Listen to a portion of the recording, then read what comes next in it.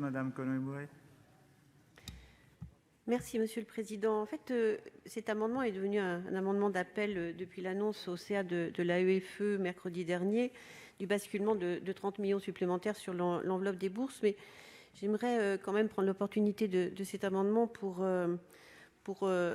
exposer 2 points. Le premier, d'abord, vous alertez sur ce qui me semble être la révision nécessaire des critères d'attribution qui ont été mis en place dans l'urgence, vous l'avez rappelé, monsieur le ministre, pour les aides sociales, mais cela vaut aussi pour cette aide exceptionnelle pour les bourses, qui ont vu quand même 42% des demandes déposées au 3e trimestre rejetées, d'où la disponibilité forcément de ces crédits aujourd'hui.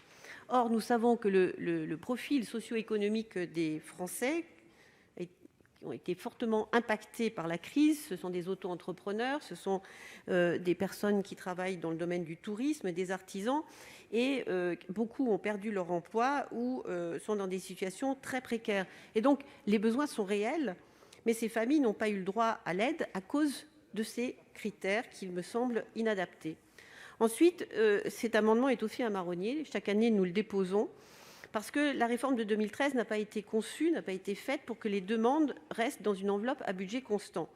Elle a permis d'intégrer plus de 2000 familles de classe moyenne et apporter pour la première fois une aide alignée sur les besoins réels des familles. Elle n'a pas été conçue non plus pour dépouiller une famille de 5 ou 10% de l'aide qui peut lui être attribuée pour le basculer sur une autre famille tout aussi nécessiteuse.